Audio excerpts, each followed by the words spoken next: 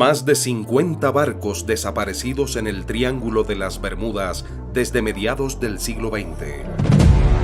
Se desconoce el paradero de más de 20 aviones que se esfumaron en esta área en el mismo periodo. Desde 1851 se calcula que más de 8.000 personas han perdido la vida a bordo de barcos y aviones en la intrigante zona del Triángulo de las Bermudas. Un lugar que ha generado las más diversas teorías y especulaciones y especialmente mucho miedo. Pero, ¿qué ocurre en ese pedazo de mar? ¿Cuáles son esas teorías que intentan explicar lo que parece inexplicable? ¿Por qué tantas personas en el mundo dedican sus esfuerzos a desentrañar los misterios de un área geográfica que al parecer continuará tragándose barcos y aviones? ¿Qué está ocurriendo en el Triángulo de las Bermudas en este preciso momento? ¿Qué plantean los científicos? ¿Cuál es la verdad sobre tan enigmático lugar? Hoy viajaremos en el tiempo y el espacio al encuentro de todas las teorías que durante décadas han intentado dar luz a un lugar en el que la oscuridad ha envuelto a decenas de acontecimientos que hasta el día de hoy generan cientos de diversas posibles respuestas. No te vayas de este video porque sin dudas te sorprenderás. Pero antes de entrar de lleno en el tema, nos ayudas mucho regalándonos un like y suscribiéndote al canal. Nada te cuesta y para nosotros es muy importante para continuar produciendo contenido de valor como este video que has comenzado a ver.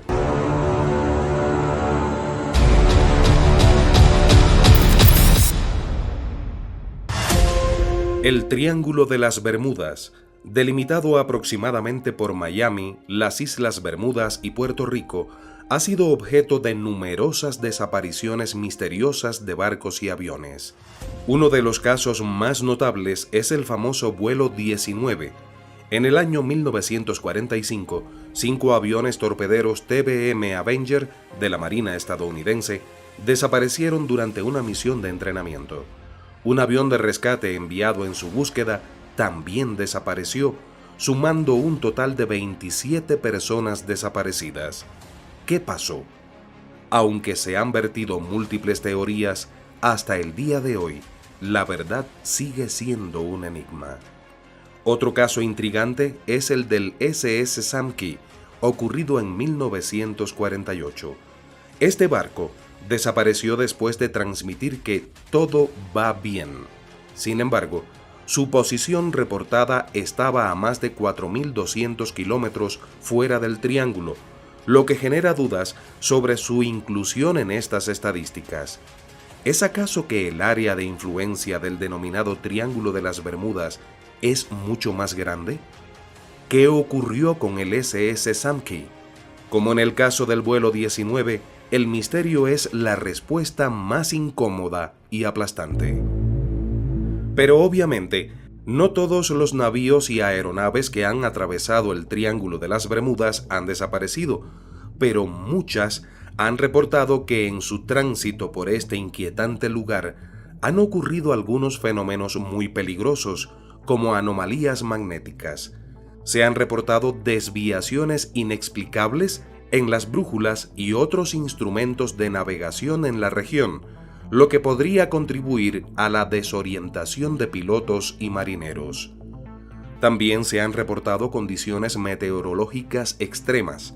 El área es conocida por sus tormentas repentinas y severas, que pueden surgir sin previo aviso, representando un gran peligro para la navegación aérea y marítima. Por otra parte, la presencia de corrientes, como la corriente del Golfo, según plantean algunos expertos, puede arrastrar rápidamente los restos de naufragios, dificultando su localización y contribuyendo al misterio de las desapariciones.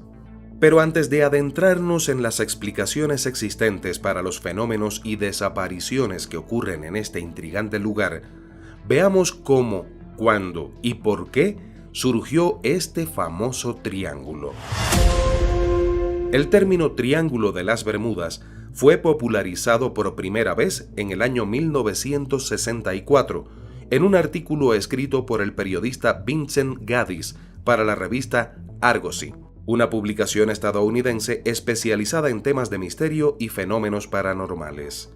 El artículo se tituló El mortal Triángulo de las Bermudas y en él, Gaddis describía una serie de desapariciones inexplicables de barcos y aviones en la región delimitada entre las Islas Bermudas, Puerto Rico y Miami.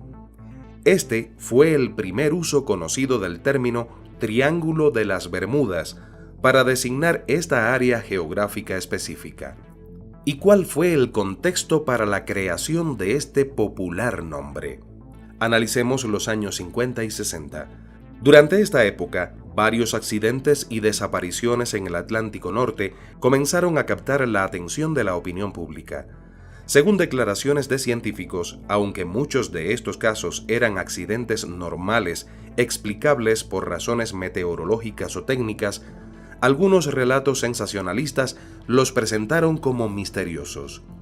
Gaddis y otros escritores de la época a menudo mencionaban el famoso incidente de 1945 en el que un escuadrón de 5 aviones torpederos TBM Avenger, conocido como el vuelo 19, desapareció durante un ejercicio de entrenamiento. Este caso se convirtió en el ícono central de los misterios del Triángulo de las Bermudas. Publicaciones como Argosy buscaban atraer a lectores interesados en temas paranormales y conspirativos, y el concepto de una región geográfica maldita o peligrosa era perfecta para ello, por lo que fue de mucha utilidad el sensacionalismo en la época. El uso del término Triángulo de las Bermudas por parte de Gaddis rápidamente capturó la imaginación del público. En su artículo, Gaddis enumeró una serie de desapariciones que, según él, carecían de explicación lógica y parecían conectadas por la ubicación geográfica. Aunque su investigación carecía de rigor científico y mezclaba hechos con conjeturas, fue lo suficientemente llamativa como para que otros autores y periodistas retomaran la idea. Así, en 1969, Vincent Gaddis amplió su investigación en un libro titulado Horizontes Invisibles, Verdaderos Misterios del Mar, donde reforzó la idea del Triángulo de las Bermudas como un lugar maldito. Ya en 1974, Charles Berlitz, en su libro El Triángulo de las Bermudas, llevó la popularidad del término a un nivel mundial. Berlitz combinó relatos ficticios, informes inflados y teorías paranormales, consolidando la idea del triángulo como un lugar misterioso. Aunque su obra fue duramente criticada por la comunidad científica, se convirtió en un éxito de ventas. Entonces, resumiendo la respuesta al porqué del nombre Triángulo de las Bermudas, podemos concluir que fue acuñado por Vincent Gaddis en 1964, en un contexto de creciente interés público por los fenómenos paranormales y las teorías conspirativas. Aunque el término nació en un artículo con fines sensacionalistas, su popularidad se disparó gracias a la literatura posterior y al atractivo de los misterios no resueltos. Llegados a este punto, se hace imprescindible analizar, comparar y reflexionar en torno a todas las teorías que existen para responder a las interrogantes que generan los múltiples fenómenos que ocurren en el Triángulo de las Bermudas. Presta mucha atención para que luego puedas comentar tus opiniones sobre cada una de ellas en la caja de comentarios de este video y así podamos establecer un debate respetuoso sobre este tema. En primer lugar, tenemos la categoría de teorías científicas y naturales. Los científicos plantean que pueden existir errores de navegación. La zona tiene una alta densidad de tráfico marítimo y aéreo, lo que incrementa la probabilidad de accidentes por errores humanos. Mencionan también fallas tecnológicas. Equipos mal calibrados o averías inesperadas podrían explicar muchas desapariciones. Los estudiosos del tema mencionan también las condiciones climáticas extremas, como tormentas tropicales y huracanes. El Caribe, sin dudas, es una región propensa a estas condiciones climáticas extremas, que pueden hundir barcos y derribar aviones. Mencionan también microexplosiones atmosféricas. Estas explosiones repentinas de viento vertical pueden generar olas enormes y ráfagas de aire que desestabilizan naves y aeronaves. La academia hace hincapié además en las corrientes oceánicas, como la corriente del Golfo ya mencionada, una de las corrientes más fuertes del Atlántico que atraviesa el Triángulo y puede arrastrar rápidamente los restos de naufragios, dificultando su localización. El fenómeno de las burbujas de metano es otra de las respuestas presentadas por los científicos, pues en el fondo oceánico de la región hay depósitos de metano congelado. Si este gas se libera repentinamente, puede reducir la densidad del agua, provocando que los barcos se hundan de manera súbita. Los científicos también hablan sobre las anomalías magnéticas. Algunas teorías sugieren que la región tiene una anomalía que afecta los instrumentos de navegación, aunque estudios recientes no han encontrado evidencia sólida. Y por último, los científicos mencionan las ondas Rogue, que son olas gigantes inesperadas. Estas olas pueden alcanzar alturas de hasta 30 metros y destruir embarcaciones en cuestión de segundos. Veamos ahora la categoría de lo que los científicos llaman teorías especulativas. Puertas dimensionales o portales. Se especula que el triángulo podría contener un portal hacia otra dimensión, explicando la desaparición sin rastro de barcos y aviones. Distorsiones espaciotemporales. Se plantea que la región podría tener características únicas en el espacio-tiempo, creando anomalías donde las naves quedan atrapadas o desaparecen. Campos energéticos desconocidos. Algunos autores sugieren que la región podría tener un campo energético no identificado que interfiere con los sistemas de transporte. Civilizaciones perdidas. Una teoría popular conecta el Triángulo con la Atlántida, sugiriendo que restos de su tecnología avanzada aún emiten energía que afecta a barcos y aviones. Armas secretas. Algunos creen que la región ha sido utilizada para pruebas militares secretas, lo que explicaría las desapariciones. Llegamos ahora a la categoría de las teorías paranormales y conspirativas. OVNIs y alienígenas. Algunos afirman que los alienígenas abducen naves y aviones en esta región como parte de experimentos o estudios de la humanidad. Bases submarinas OVNIs. Algunos relatos indican que podría haber bases submarinas de origen extraterrestre operando en el Triángulo. Energías sobrenaturales. Se han planteado ideas como la maldición de civilizaciones antiguas que supuestamente habitaron la región, y algunos asocian estos fenómenos con fantasmas de naufragios previos. Conspiraciones gubernamentales. Encubrimiento militar. Se especula que gobiernos, especialmente Estados Unidos, podrían ocultar experimentos en el área, como con tecnología avanzada de transporte o armamento. En cuarto lugar, encontramos las teorías escépticas. Estas plantean que no hay misterio y aluden a estadísticas normales. Algunas investigaciones concluyen que la cantidad de desapariciones en el Triángulo de las Bermudas no es mayor que en otras zonas con tráfico similar. Aluden también al sensacionalismo mediático. Muchas historias son exageraciones o invenciones de la cultura popular, según los que sostienen estas teorías escépticas. Errores de registro o informes incorrectos. Muchas desapariciones atribuidas al Triángulo han ocurrido fuera de la región o han sido aclaradas posteriormente, según plantean los escépticos. Y está también la falsificación.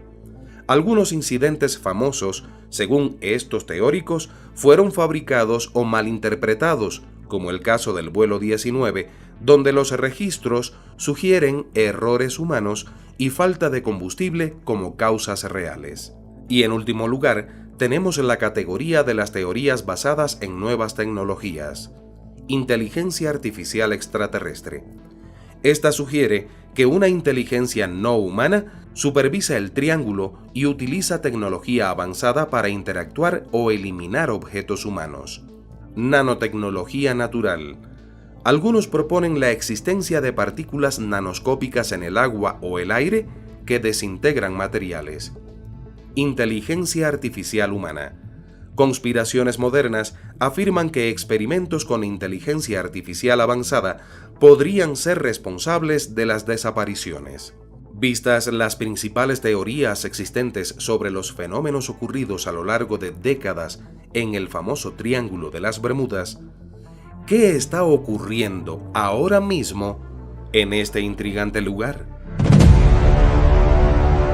El Triángulo de las Bermudas, esa región en el Atlántico delimitada aproximadamente por Miami, las Islas Bermudas y Puerto Rico, ha sido durante décadas un terreno fértil para las más fascinantes historias de desapariciones inexplicables.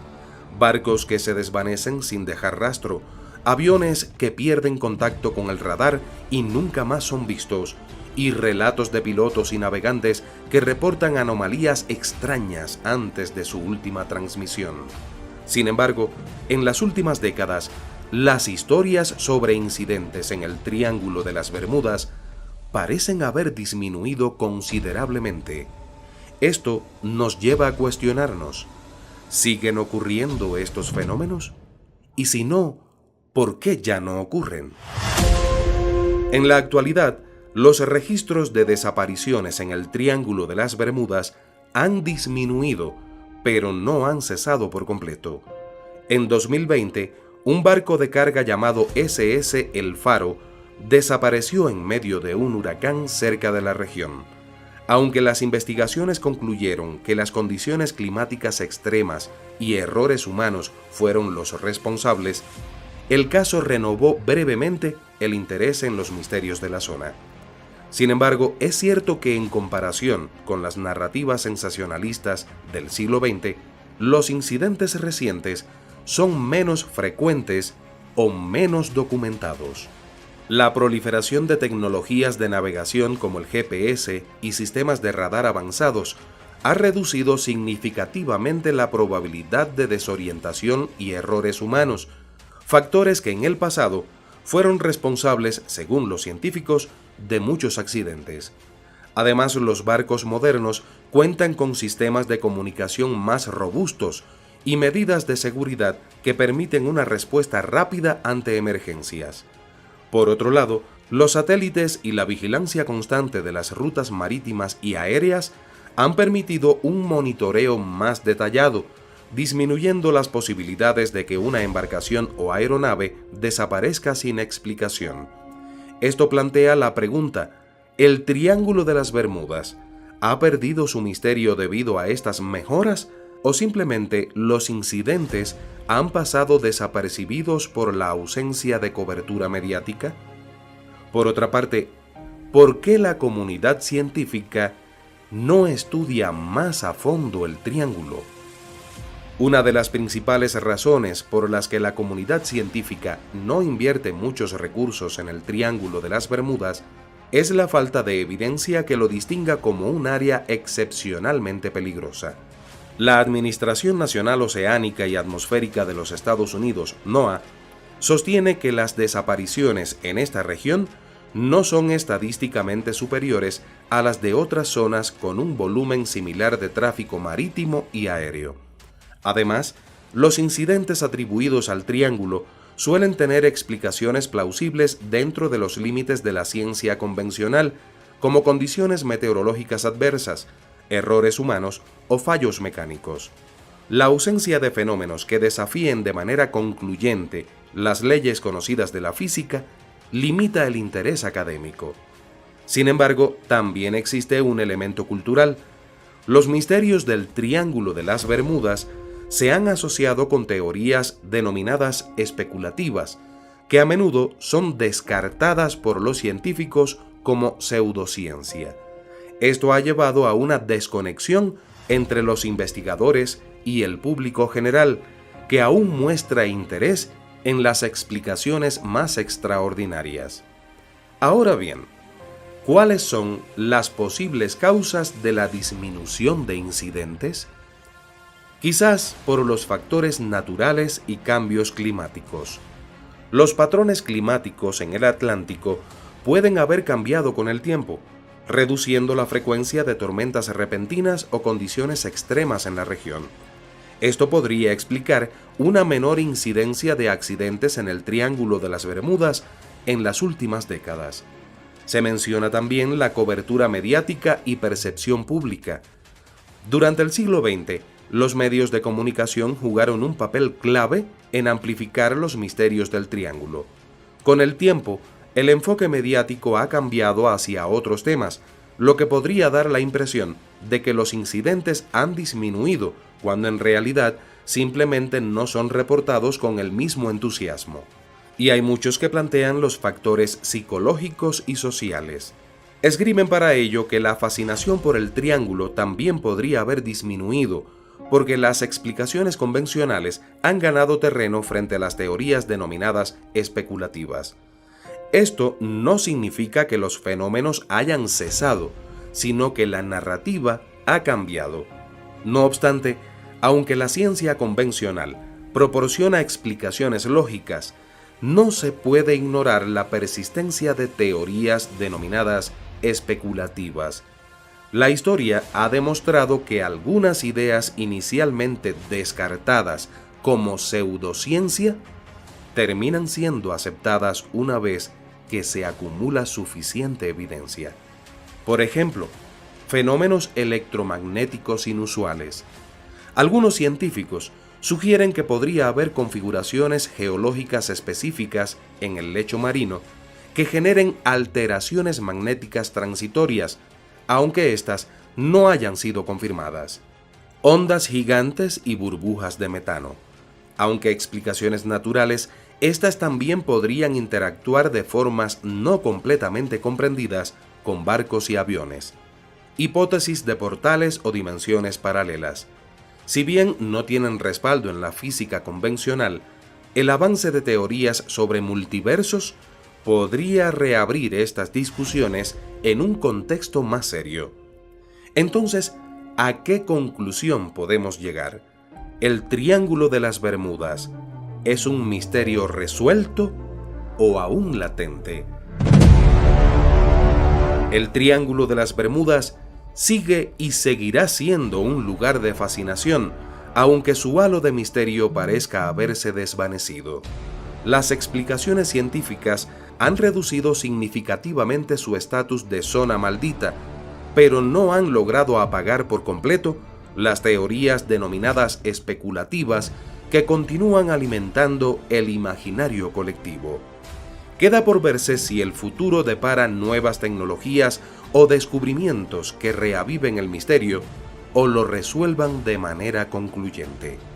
Por ahora, el Triángulo de las Bermudas sigue navegando entre dos mundos, el de los hechos verificables y el de los enigmas que desafían nuestra comprensión de la realidad. Un nuevo misterio se agregó a la historia de la navegación marítima en diciembre de 1925. La enigmática desaparición del buque carguero SS Cotopaxi, en condiciones jamás aclaradas mientras surcaba las aguas del intimidante Triángulo de las Bermudas. La firma propietaria del navío, los familiares de los 32 tripulantes a bordo bajo el mando del capitán Meyer y el resto de la humanidad no tuvieron durante 90 años ni la más mínima noticia que desentrañase el incomprensible suceso. Una alarmante, inesperada y asombrosa noticia comenzó a circular por el mundo en el año 2015.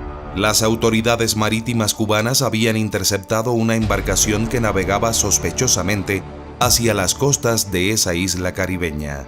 Tras enviar múltiples mensajes para que el barco se identificase y anunciara los motivos de su ruta, al recibir solo silencio como respuesta, el servicio de guardacostas cubanos se dirigió de inmediato hacia la nave y realizó el abordaje. En el tenebroso barco, carcomido por el paso de los años, no había ni rastro de persona alguna durante décadas, por lo que se realizó una exhaustiva investigación por cada rincón del carguero hasta llegar a la indiscutible conclusión de que se trataba del SS Cotopaxi, que había regresado tras 9 décadas desaparecido de la faz del planeta. Millones de personas a lo largo y ancho del globo terráqueo compartieron la información aparecida en varios portales de Internet, activándose vertiginosamente la polémica en torno al acontecimiento. Infinidad de debates se suscitaron en las redes sociales y cientos de teorías se posicionaron al instante. No obstante, la mayoría de ellas se centraron en los últimos sucesos frente a las costas cubanas y pocas en la historia de la embarcación. ¿Qué era el SS Cotopaxi y qué ocurrió en 1925? El SS Cotopaxi era una embarcación de carga, propiedad de la naviera Cleansfield, y fue construido por una compañía de Michigan, en Estados Unidos, y lanzado al agua en 1918. El nombre del barco es también el nombre de un activo volcán en las montañas de los Andes, ubicado en la provincia de Cotopaxi a unos 50 kilómetros al sur de Quito, capital de la República de Ecuador, en América del Sur. El día 29 de noviembre de 1925, el barco SS Cotopaxi salió del puerto de Charleston, en Carolina del Sur, con destino al puerto de La Habana, en Cuba. Zarpó con una tripulación de 32 miembros, con una carga de 2.340 toneladas de carbón. El día 1 de diciembre de 1925, a las 3:20 pasado meridiano, el SS Cotopaxi emitió una llamada de auxilio. Su informe fue que el barco estaba escorando y haciendo agua sin razón aparente. Escora es la inclinación que toma un buque cuando éste se aparta de la vertical al sufrir un corrimiento de la carga u otros motivos. Desde el SS Cotopaxi también se informó que la radio y la brújula a bordo de la nave estaban fallando. Minutos más tarde, el barco emitió una llamada de emergencia conocida como SOS y a continuación, la última transmisión de radio indicó que el barco estaba a punto de hundirse. Se interrumpió el contacto y no se volvió a saber del barco. La última ubicación conocida del Cotopaxi fue a 45 millas náuticas de Cuba, en la región conocida como el Triángulo de las Bermudas. Es válido aclarar que este término no era utilizado en la época de la desaparición del Cotopaxi. El imaginario Triángulo de las Bermudas apareció en 1953 y es una región poco definida que cubre un área entre Miami, Puerto Rico y las Bermudas, donde se asegura que decenas de barcos y aviones han desaparecido en circunstancias extrañas. Con el paso de los días no se supo más del SS Cotopaxi y a mediados del mes se empezó a perder la esperanza de encontrar el barco y su tripulación. La embarcación fue incluida en la lista oficial como perdida el 31 de diciembre de 1925. Durante décadas, múltiples teorías se apoderaron del imaginario popular, intentando explicar el misterioso acontecimiento que envolvía al SS Cotopaxi. Y en 1977 se agudizó la especulación en torno a este barco tras su aparición en la película Encuentros cercanos del tercer tipo, del prestigioso director de cine Steven Spielberg. En la cinta, que cuenta la historia de Roy, un reparador de líneas eléctricas a quien le cambia la vida tras experimentar un encuentro con un objeto volador no identificado, de cuya existencia está al tanto el gobierno de los Estados Unidos, el cual colabora con los ovnis en una especie de equipo interplanetario de científicos investigadores, el SS Cotopaxi, desaparecido en el Triángulo de las Bermudas, aparece en mitad del llamado Desierto de Gobi. Este protagonismo de la embarcación en tan popular película disparó con mayor fuerza las teorías conspirativas en torno a la actividad extraterrestre en los sucesos de nuestro planeta y reactivó el misterio que cubría al desaparecido Cotopaxi. Y el 18 de mayo de 2015 explotó el polvorín mediático con la noticia publicada por el sitio web World News Daily con el título Triángulo de las Bermudas. Nave reaparece 90 años después de su desaparición. Un fragmento del artículo noticioso dice así: La Habana. La Guardia Costera cubana ha anunciado esta mañana que han interceptado un barco no tripulado en dirección a la isla, que se presume es el SS Cotopaxi, un carguero que desapareció en diciembre de 1925 y desde entonces ha sido conectado a la leyenda del Triángulo de las Bermudas. Las autoridades cubanas descubrieron el barco por primera vez el 16 de mayo, cerca de una zona militar restringida al oeste de La Habana. Se hicieron muchos intentos infructuosos de comunicarse con la tripulación y finalmente se movilizaron 3 patrulleras para interceptarlo.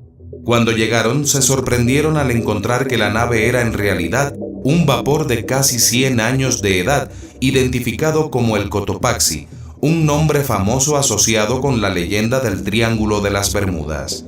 No había nadie a bordo y el barco parecía haber sido abandonado durante décadas, lo que sugiere que podría ser el carguero que desapareció en 1925. Una búsqueda exhaustiva en la nave llevó al descubrimiento de la bitácora del capitán, lo que aportó la certeza de que se trata del SS Cotopaxi. En dicha bitácora, las entradas se interrumpen abruptamente el 1 de diciembre de 1925, fecha de la fatídica desaparición del Cotopaxi. No obstante, hasta ahora no se han encontrado indicios de lo que le pasó a la nave durante los últimos 90 años. La noticia divulgada por el portal World News Daily continúa con declaraciones de autoridades cubanas y más información al respecto. Ante un acontecimiento tal, miles de internautas en el mundo se hicieron eco y viralizaron la noticia. Lo que muy pocas personas hicieron fue leer el descargo de responsabilidad de World News Daily, en el que se aclara que es un sitio web de noticias satíricas y similares, en el que usan información ficticia, nombres irreales y otros detalles, dejando claro que lo que el sitio publica no es necesariamente real. Los más astutos internautas comprendieron de qué se trataba la falsa noticia, uniendo a ello el hecho de que ningún medio de comunicación oficial cubano o de cualquier otro país del mundo hiciera alusión a algo tan supuestamente importante para la ciencia. Entonces, ¿qué hubo de real en la reaparición del barco SS Cotopaxi? Pues nada. Por llamarlo de alguna manera, miles de personas sufrieron los efectos de no verificar ni contrastar una noticia. El SS Cotopaxi nunca reapareció ante las costas cubanas ni hubo declaraciones oficiales al respecto por parte de las autoridades del citado país. Recientemente apareció otra noticia relacionada con el SS Cotopaxi, tragado por el Triángulo de las Bermudas, ese espacio de más de 1 millón de kilómetros cuadrados al que se le han adjudicado más de 1000 desapariciones en los últimos 100 años. Una de las personas que nunca creyó en la teoría, el biólogo marino llamado Michael Barnett, se propuso localizar el navío. Lo primero que hizo fue llamar a un historiador. Le pidió que revisara los archivos de la empresa que había asegurado al SS Cotopaxi y comprobó que el barco había enviado señales de alarma 2 días después de partir desde Carolina del Sur. Se le perdía el rastro en un lugar llamado Naufragio del Oso y allí se fue a buscar junto a un equipo de buzos. Después de varios días de trabajo, Barnett dio con el pecio, desgastado y comido por la sal. Y así, este biólogo con espíritu de intrépido buscador acabó con uno de los grandes misterios del mar. 100 años de teorías finiquitadas con una rápida ojeada a un mapa antiguo. El SS Cotopaxi yace en el fondo del mar. ¿Conocías esta historia? ¿Fuiste de los que creyó en la falsa noticia aparecida en el 2015? Esta es la historia de un buque fantasma. Sus restos yacen a tan solo 6 metros bajo el mar, profundamente enterrados en un lecho de arenas movedizas denominado el Bajo de la Media Luna. En Cayo Hueso, la población más próxima, los lugareños lo conocen como el buque fantasma de las arenas movedizas.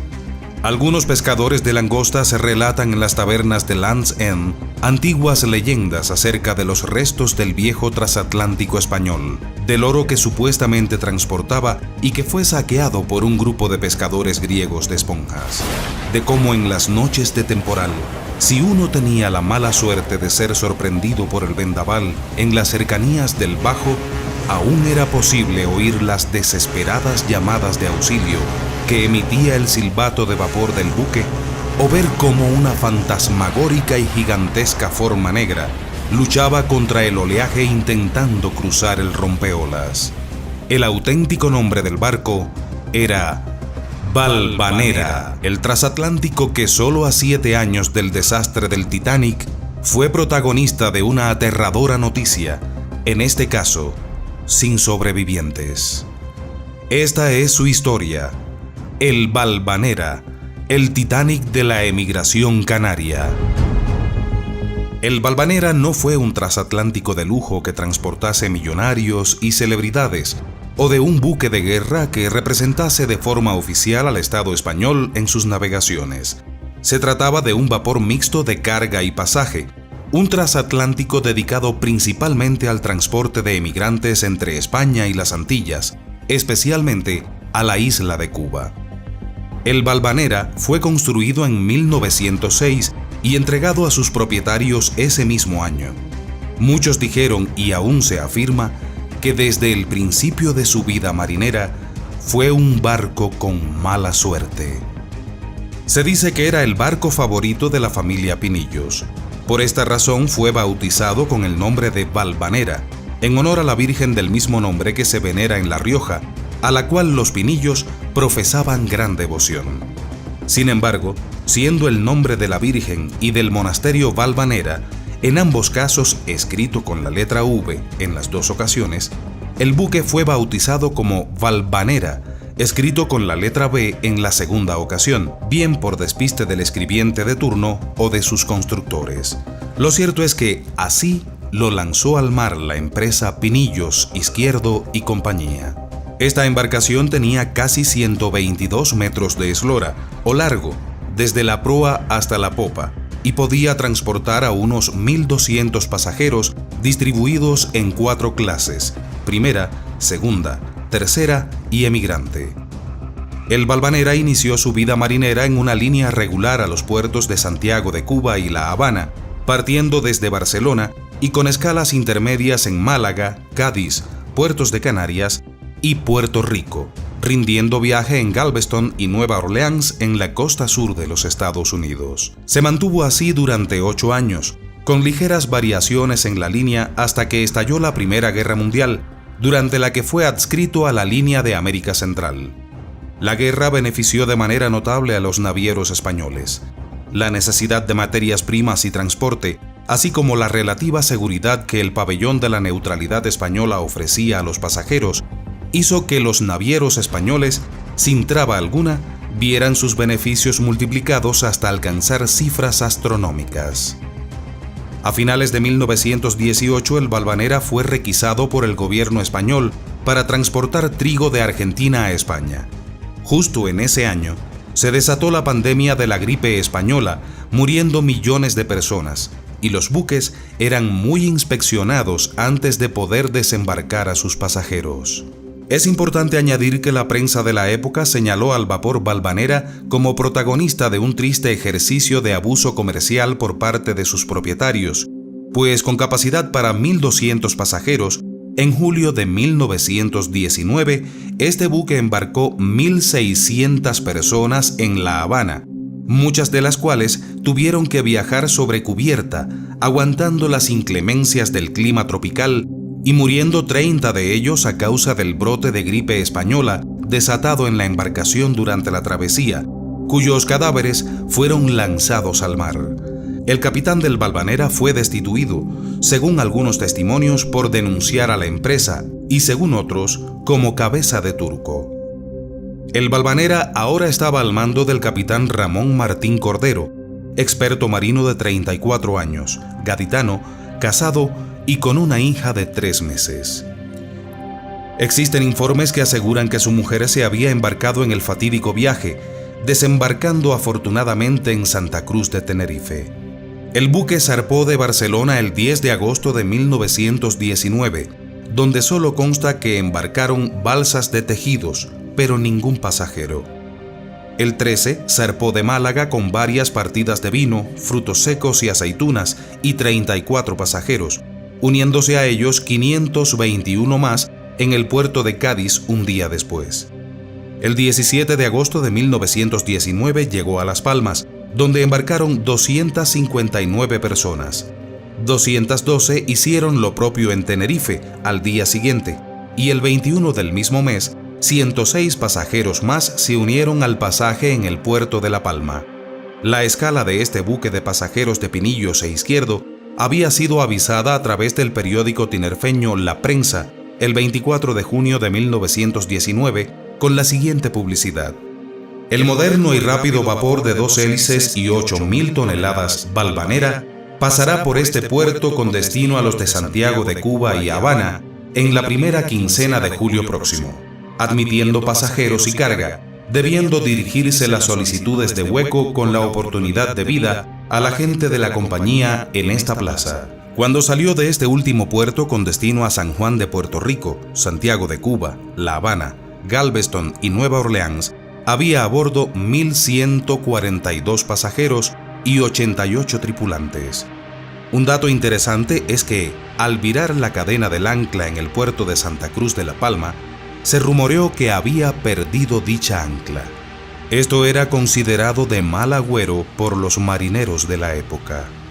Tras haber hecho escala en San Juan de Puerto Rico, arriba el Valvanera el 5 de septiembre a Santiago de Cuba, y es aquí precisamente donde comienza el misterio que envuelve al naufragio del vapor. La mayor parte de los pasajeros tenía billete para La Habana.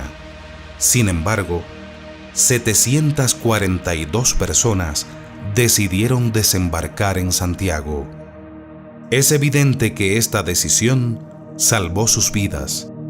El porqué de este desembarque masivo continúa siendo un misterio. Existen testimonios de que los Sumalave, una familia que había embarcado en La Palma, había pasado toda la travesía intentando tranquilizar a su hija pequeña, que desde el embarque se había mostrado muy nerviosa, sumida en un estado de gran ansiedad. Al atracar el buque en Santiago, el nerviosismo se convirtió en histeria. La pequeña suplicaba a sus padres que abandonasen el vapor, ya que tenía la certeza de que éste se iba a hundir. Tal era el estado de la niña que finalmente la familia decidió desembarcar. ¿Sabía el capitán Cordero que se estaba formando un huracán en el Golfo? Probablemente no, porque los métodos de predicción meteorológica de la época no se asemejaban ni remotamente a los actuales. En todo caso, se deduce que el capitán calculó que disponía de tiempo suficiente para alcanzar el puerto de la capital cubana antes de que el vórtice del huracán entrase en la costa norte de la isla. Entonces, el mismo día 5 de septiembre, se hizo a la mar el Valvanera con 488 personas a bordo, entre pasajeros y tripulantes, y lo hizo con las mejores condiciones de navegación y seguridad para el breve viaje, con una gran reserva en la flotación y a media carga. Se le vio navegar hacia el oeste por la costa septentrional de Cuba después de haber remontado Punta Maicí. Testigos presenciales aseguraron que iba fuerte y apretando fuegos para entrar cuanto antes en La Habana. Pero el ciclón corrió y pudo más. El mal tiempo comenzó a escorarlo y, según afirmó el capitán de un correo británico que pudo entrar en el puerto habanero, cuando lo cruzó frente a las costas de Caibarien, el temporal se le echaba encima al Valvanera y este, muy tumbado, forzaba y seguía a toda máquina para alcanzar el puerto de La Habana al anochecer. El día 9 por la noche, los vigías del Castillo del Morro, a la entrada del canal que conduce hasta el puerto de La Habana, distinguieron en medio del viento huracanado las luces de un buque que pedía práctico por medio de una lámpara Morse. A pesar de que desde el atardecer había sido encendida la señal que indicaba que el puerto se encontraba cerrado, 3 luces rojas dispuestas verticalmente, los vigías encendieron una nueva señal. 3 luces en línea vertical, blanca la superior y verdes las inferiores. El estado de la barra no permite salir al práctico. Probablemente la última señal que hubieran deseado ver aquella noche desde el buque. Lacónicamente, el capitán del desconocido vapor indicó por señales que intentarían capear el temporal en alta mar. Lenta e imponentemente, el buque fue virando, enrumbando hacia el norte entre las gigantescas olas que se estrellaban contra los acantilados. En pocos minutos, sus luces se perdieron entre la lluvia y la furia del mar. Se supone que dicho buque era el Valvanera. Una semana después de haber sido avistado, se propagó por todo el Caribe la noticia: el Valvanera había desaparecido. Desde la Gran Inagua hasta Cabo San Antonio, desde La Habana a Cabo Sable, se inició una búsqueda frenética del vapor y de las casi 500 personas que en él viajaban. La Marina de Guerra cubana se movilizó desde los primeros momentos en busca del Valvanera, o en su caso, de los supervivientes o restos que permitiesen llegar a una conclusión definitiva. Pese a todos los esfuerzos, los resultados fueron negativos. Los cañoneros Cuba y Patria se hicieron a la mar cuando amainó el temporal y, en unión de un destructor de la Marina de Guerra de Estados Unidos, realizaron las primeras misiones de rastreo. El día 19, un cazasubmarinos estadounidense pone rumbo al Bajo de Rebeca. A unas 5 millas al este de dicho bajo se encuentra una zona denominada el Bajo de la Media Luna. El comandante vislumbra algo que sobresale del agua en el límite occidental del bajo. Inmediatamente enfoca sus prismáticos y lo que ve le deja atónito. Del agua sobresale el palo trinquete de un vapor y 2 pescantes de botes salvavidas. Tras casi 10 días de búsqueda, el Valvanera había sido encontrado. El buque se encontraba a 12 metros de profundidad, reposando sobre su costado de estribor. No había ni rastro de los 488 pasajeros y tripulantes que se habían hundido con el barco. En el momento de producirse la catástrofe, había en el bajo una profundidad de algo más de 6 metros. Se podría decir que el vapor cayó directamente sobre las arenas movedizas del fondo. La velocidad que el buque llevaba, el fuerte golpe sobre el fondo y el movimiento de giro lo hundieron profundamente en las arenas movedizas. Las toneladas de agua que caían sobre el buque y la succión de las arenas lo fueron inclinando y sepultando más y más. Probablemente muchos portillos y ventanales de la banda de estribor de la superestructura debieron resultar rotos y las arenas movedizas pronto invadieron las cámaras del transatlántico. Minutos después, cuando todo acabó, el Valvanera se había hundido a algo más de 12 metros en un fondo de arenas movedizas. Tras la inspección de los restos, se hace un informe cuyo resumen es telegrafiado por el comandante del 7º Distrito Naval al Departamento de Marina de Washington. El texto del estremecedor mensaje es el siguiente: el pecio en el Bajo de la Media Luna, situado a 6,4 millas al 94 verdadero del Bajo de Rebeca, ha sido identificado en este día sin ningún género de dudas como el vapor español Valvanera de la compañía Pinillos. El casco está bajo el agua con el extremo de babor de la cubierta de botes sobre la superficie del agua. Los pescantes indican que no se hizo ningún esfuerzo para arriar los botes salvavidas. El pecio está orientado hacia el oeste a una profundidad de 3 a 4 brazas.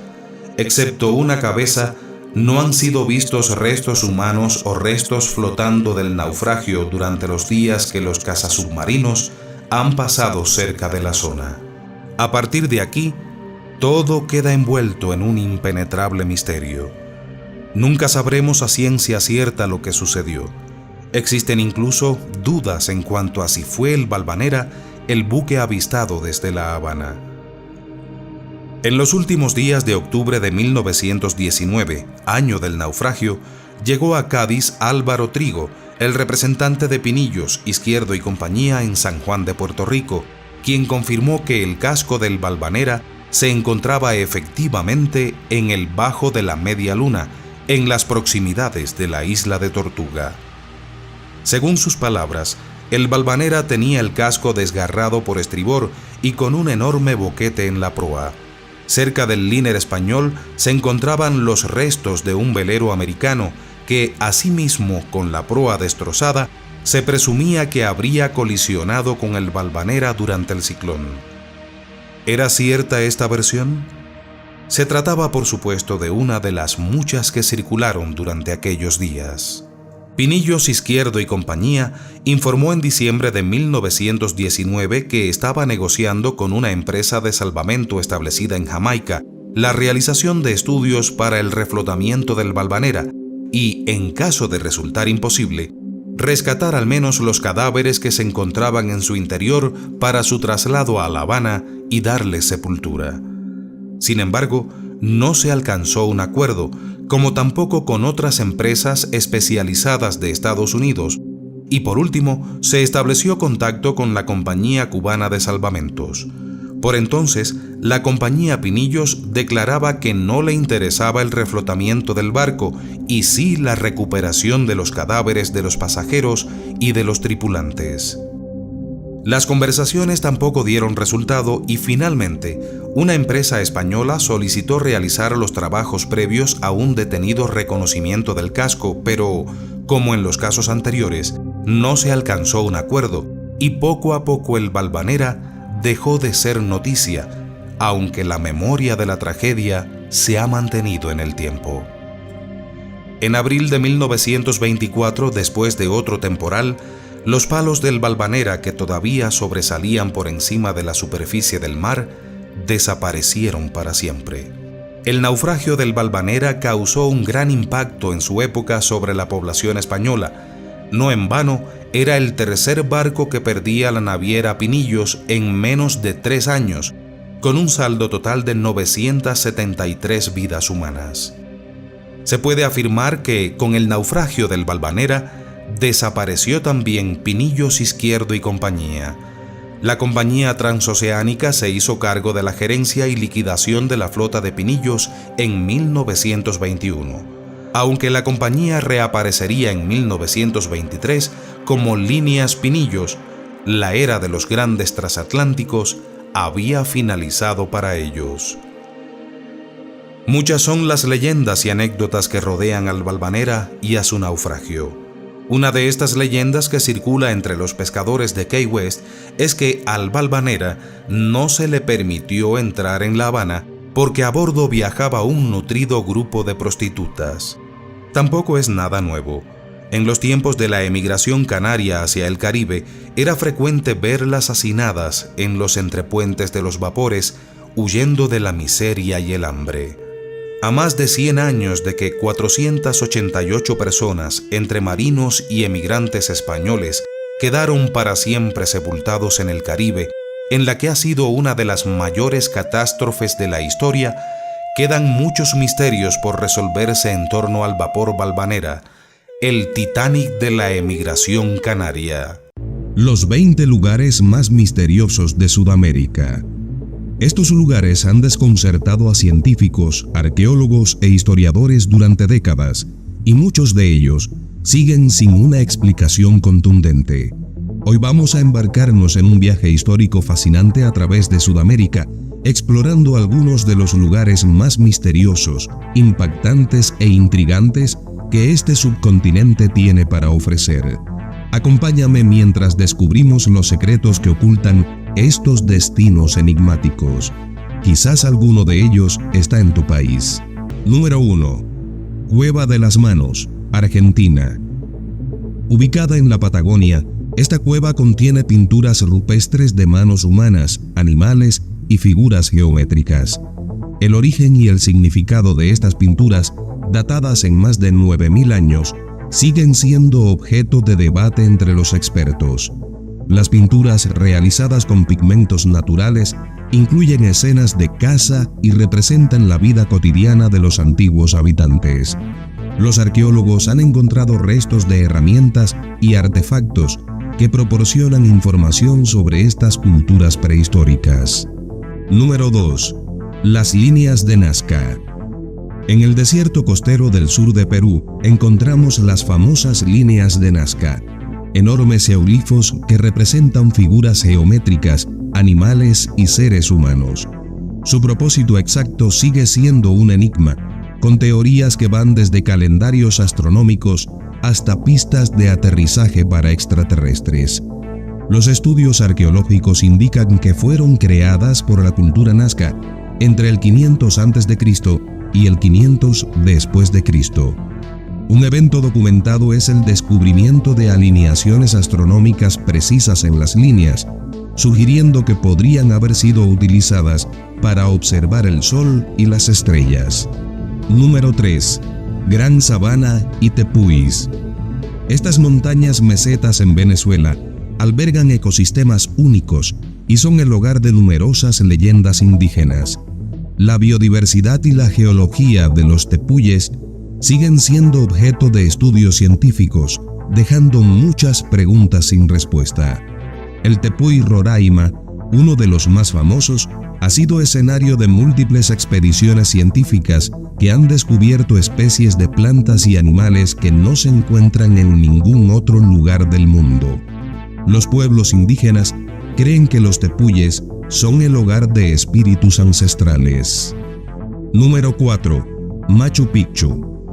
La ciudadela inca de Machu Picchu, situada en lo alto de los Andes, es uno de los sitios arqueológicos más famosos del mundo. A pesar de su popularidad, muchos de sus secretos, como su propósito original y los métodos de construcción, siguen sin resolverse. Se cree que fue un retiro real o un centro religioso. Las técnicas de construcción, como el uso de piedras perfectamente encajadas sin mortero, han desconcertado a los expertos. Testimonios de turistas y guías locales hablan de sensaciones de energía mística que se siente en el sitio. Número 5. Ciudad Perdida. Descubierta en la Sierra Nevada de Santa Marta, esta antigua ciudad tairona plantea muchas preguntas sobre la civilización que la construyó. Los arqueólogos continúan descubriendo nuevos aspectos de esta ciudad oculta en la selva. Se estima que fue construida alrededor del año 800 después de Cristo, 650 años antes de Machu Picchu. Los indígenas Kogi, descendientes de los taironas, consideran el sitio sagrado y han compartido sus conocimientos y tradiciones orales sobre esta ciudad. Número 6. Isla de Pascua. Conocida por sus misteriosas estatuas Moai, la Isla de Pascua en Chile ha desconcertado a los investigadores durante siglos. ¿Cómo transportaron estas enormes figuras a través de la isla? ¿Qué simbolizaban para sus creadores? Estas preguntas siguen sin respuesta. Las estatuas, que pueden llegar a pesar hasta 82 toneladas, fueron talladas entre los años 1250 y 1500. Se han documentado teorías sobre el uso de troncos y cuerdas, pero ninguna ha sido completamente aceptada. Los habitantes actuales, los Rapa Nui, mantienen historias orales sobre sus ancestros y la construcción de los Moai. Número 7. Cueva de los Tallos. Esta cueva, ubicada en la selva ecuatoriana, ha sido el centro de numerosas teorías y expediciones debido a supuestas bibliotecas metálicas y misteriosas inscripciones. A pesar de las exploraciones, los secretos de la Cueva de los Tallos permanecen ocultos. En 1976, una expedición dirigida por el astronauta Neil Armstrong trajo a la cueva notoriedad mundial. Los relatos incluyen la existencia de artefactos metálicos con inscripciones que algunos creen podrían ser de una civilización avanzada o incluso extraterrestre o intraterrestre. Número 8. Pumapunku. Parte del complejo arqueológico de Tiwanaku, Pumapunku es famoso por sus bloques de piedra perfectamente cortados y ensamblados en Bolivia. La precisión de su construcción desafía las explicaciones convencionales sobre las capacidades tecnológicas de las civilizaciones preincaicas. Las piedras de Pumapunku tienen cortes que parecen haber sido realizados con herramientas de precisión modernas. Algunos investigadores sugieren la posibilidad de una tecnología avanzada perdida. El sitio también tiene alineaciones astronómicas precisas. Número 10. Cueva de los Guácharos. Este parque colombiano alberga una cueva impresionante que es el hogar de los guácharos, aves nocturnas que utilizan la ecolocalización para moverse en la oscuridad. Además de su biodiversidad única, la cueva está rodeada de historias de eventos sobrenaturales y desapariciones inexplicables. Los exploradores han documentado extrañas formaciones rocosas y pinturas rupestres que sugieren prácticas rituales antiguas. Los testimonios de visitantes hablan de una sensación de inquietud y presencia no identificada en el interior de la cueva. Número 11. La fortaleza de Sacsayhuamán. Construida con enormes piedras encajadas con precisión milimétrica, Sacsayhuamán, en Perú, es un testimonio de la ingeniería inca. Sin embargo, muchas preguntas sobre cómo se logró esta hazaña sin herramientas modernas permanecen sin respuesta. Las piedras, algunas de las cuales pesan más de 100 toneladas, fueron transportadas desde canteras a varios kilómetros de distancia. Investigaciones sugieren que los incas usaron una combinación de palancas, rampas y mano de obra masiva. Número 12. El Valle de la Luna. Situado en el desierto de Atacama, en Chile, este paisaje lunar está lleno de formaciones geológicas que parecen de otro mundo. Los científicos continúan estudiando su origen y formación, dejándonos con más preguntas que respuestas. Las formaciones de sal, roca y arena crean un paisaje que parece de otro planeta. Se han documentado condiciones extremas que desafían la vida, lo que hace que el Valle de la Luna sea un lugar de interés para investigaciones astrobiológicas. Número 13. Lago Titicaca. El lago navegable más alto del mundo, ubicado en la frontera entre Perú y Bolivia, está lleno de historias de civilizaciones sumergidas y avistamientos inexplicables. Los arqueólogos han encontrado estructuras sumergidas que plantean nuevas preguntas sobre las culturas antiguas de la región. En 2000, una expedición submarina descubrió ruinas de templos y terrazas agrícolas bajo el agua. Los locales hablan de luces extrañas y figuras fantasmales emergiendo del lago en noches claras. Número 14. Cerro Uritorco. Conocido por numerosos avistamientos ovni y fenómenos paranormales, el Cerro Uritorco en Argentina ha atraído a investigadores y curiosos de todo el mundo. Las leyendas locales y los informes de actividades extrañas continúan alimentando su misterio. En 1986, un avistamiento masivo de ovnis en la ciudad de Capilla del Monte, cercana al Uritorco, atrajo la atención internacional. Los habitantes locales cuentan historias de encuentros cercanos y avistamientos regulares en la zona. Número 15. Las piedras del Ingá. Estos grabados rupestres antiguos en Brasil aún no han sido completamente descifrados. Los arqueólogos y lingüistas siguen trabajando para entender su significado y origen, mientras las teorías sobre su propósito se multiplican. Las inscripciones incluyen figuras geométricas, animales y símbolos abstractos. Algunos investigadores sugieren que podrían representar un sistema de escritura o un calendario astronómico. Número 16. La ciudad de los Césares. Esta ciudad mítica supuestamente aparece y desaparece en las regiones remotas de la Patagonia, entre Chile y Argentina. A pesar de numerosas expediciones, la existencia de la ciudad de los Césares sigue siendo un misterio. Las leyendas hablan de una ciudad rica en oro y joyas, escondida en un valle inaccesible. Testimonios de exploradores y aventureros que afirman haber visto la ciudad alimentan su misterio. Número 18. El Castillo de San Felipe de Barajas, en Colombia.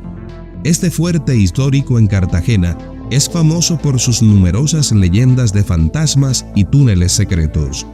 Los relatos de apariciones y fenómenos inexplicables continúan atrayendo a los cazadores de fantasmas. Construido en el siglo XVII, el castillo ha sido escenario de numerosas batallas. Los visitantes y guías han reportado avistamientos de figuras fantasmales y ruidos inexplicables en sus pasillos y túneles. Número 19. La fortaleza de Cuelap. Construida por la civilización Chachapoya, Cuelap, en Perú, es una impresionante fortaleza que plantea muchas preguntas sobre su propósito y construcción. Los arqueólogos continúan descubriendo nuevos aspectos de esta enigmática estructura. La fortaleza, ubicada en lo alto de una montaña, tiene murallas de hasta 20 metros de altura. Se han encontrado restos humanos y artefactos que indican prácticas funerarias complejas. Número 20. El páramo de Sumapaz. Esta vasta región de Colombia es conocida por sus leyendas de seres extraños y fenómenos sobrenaturales. Los estudios científicos sobre su biodiversidad y geología aún no han desvelado todos sus misterios. Los locales hablan de apariciones de figuras fantasmales y luces extrañas en el cielo nocturno. El páramo también es un importante ecosistema de alta montaña, hogar de numerosas especies endémicas. Estos son solo 20 de los lugares más misteriosos, enigmáticos e impactantes del subcontinente sudamericano. Existen muchos más en una región marcada por civilizaciones de miles de años que abordaremos en próximos videos. Comenta si conoces otros lugares intrigantes que no están en esta lista. Regálanos un like, suscríbete al canal y comparte este video en tus redes sociales. Pronto volvemos con más.